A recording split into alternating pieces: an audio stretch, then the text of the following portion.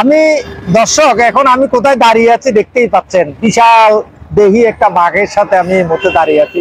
যে বাঘটি অনেক বড় হাঁ করে আছে এবং তার লাল কালারের যে জিহ্বাটি সেটি আসলে দেখা যাচ্ছে। আমি কোথায় আছি? আমি আছি সেই চট্টগ্রামের ঐতিহ্যবাহী টাইগার পাস মোড়ে। আর এই মোড়েই বনের বাঘ দাঁড়িয়ে আছে হাঁ করে সড়কে। চট্টগ্রামের এই টাইগার পাসের এই বাঘটি নিয়ে আসলে অনেক ইতিহাস এবং ঐতিহ্য আছে। সেটি হলো এইরকম 3টি বাঘ আসলে চট্টগ্রাম নগরীর এই স্থানটিতে স্থাপন করা হয়েছে। এটি স্থাপন করেছেন সাবেক যে মেয়র আজম নাসির আছেন তিনি। চট্টগ্রামের এই বাঘ 3টি এখানে স্থাপন করার পিছনে একটা ইতিহাস আছে। সেটি হলো একটা সময় অর্থাৎ 1800 সালের দিকে এই স্থানটিতে বাঘের আনাগোনা ছিল সবচেয়ে বেশি। এই স্থানের এক পাশ থেকে অপর পাশে লাফ দিয়ে বাঘ পার হইতো।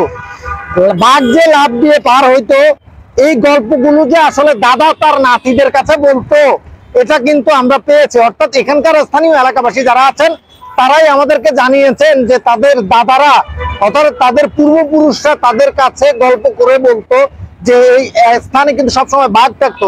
আমার পেছনে যে পাহাড়টি দেখতে পাচ্ছেন এখানে বাঘের আনাগোনা ছিল। অর্থাৎ আমার সামনে থেকে বাঘ লাফ দিয়ে একদম পাহাড়ের ওই এক পাশ থেকে লাফ দিয়ে অপর পাশে চলে যেত। আর এজন্য এই স্থানটির নাম ছিল, নামকরণ করা হয়েছে টাইগার পাস। কেন নামকরণ করা হয়েছে? এই এলাকায় আসলে বাঘের আনাগোনা বেশি ছিল, এর কারণে এখানে নামকরণ করা হয়েছে। এই স্থানে তিনটা বাঘ আছে। আমি এখন যে জায়গায় দাঁড়িয়ে আছি সেখানে একটি বাঘ 4 রাস্তার মোড়ে, আরেকটি আমার থেকে 200 গজ সামনে গেলে আরেকটি বাঘ থাকবে, আরেকটি বাঘ হচ্ছে রাস্তার অপর সাইডে। এরকম 3টা বাঘের ভাস্কর্য কিন্তু এই স্থানটিতে দাঁড়িয়ে আছে। আর চট্টগ্রাম নগরীর এটি একটি খুব গুরুত্বপূর্ণ স্থান। চট্টগ্রামের যে কোনো জায়গায় অর্থাৎ চকবাজার, এদিকে ইপিজেড, এদিকে হচ্ছে যে আগ্রাবাদ থেকে শুরু করে লালখান বাজার, চট্টগ্রামের যে কোনো জায়গায় যেতে হলে এই টাইগার পাসে আপনাকে আসতেই হবে। সুতরাং টাইগার পাসে আসলে এই 4 রাস্তার মোড়ে এই হাঁ করে দাঁড়িয়ে থাকা বাঘটি আপনার অবশ্যই নজর কাড়বে। এটি দর্শনার্থীদের মুগ্ধ করে। অনেক মানুষ দূর দূরান্ত থেকে এসে এই বাঘের সাথে ছবি উঠায় এবং বাঘটি তাদেরকে আসলে বিনোদন দেয়।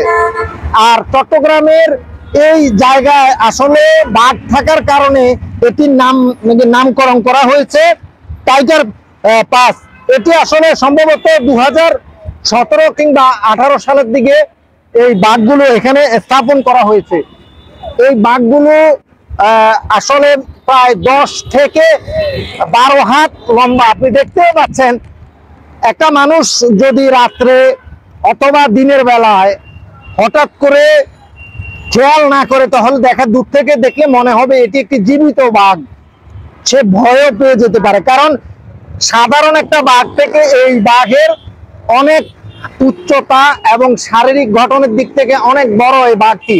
এটি প্রায় 14 থেকে 15 হাত লম্বা। আপনি দেখতেই পাচ্ছেন, আমি যদি 5 ফুট 6 ইঞ্চি উচ্চতার হই তাহলে বাঘটি আমার থেকে কত বড়।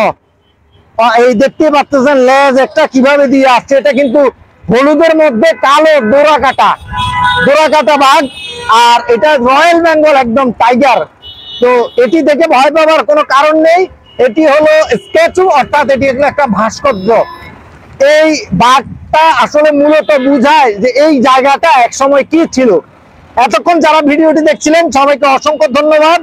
অবশ্যই আপনারা আমার চ্যানেলটিতে সাবস্ক্রাইব করবেন এবং আপনি যদি এই চ্যানেলটির আগে সাবস্ক্রাইবার হয়ে থাকেন আপনাকে অসংখ্য ধন্যবাদ। আপনার কাছে চট্টগ্রামের ঐতিহ্যবাহী যদি কোনো খবর থাকে তাহলে নিশ্চয়ই আমাদেরকে মেসেজ অথবা কমেন্ট বক্সে জানাবেন। আমরা অবশ্যই ইতিহাস ঐতিহ্যটি ভিডিওর মাধ্যমে তুলে ধরবো।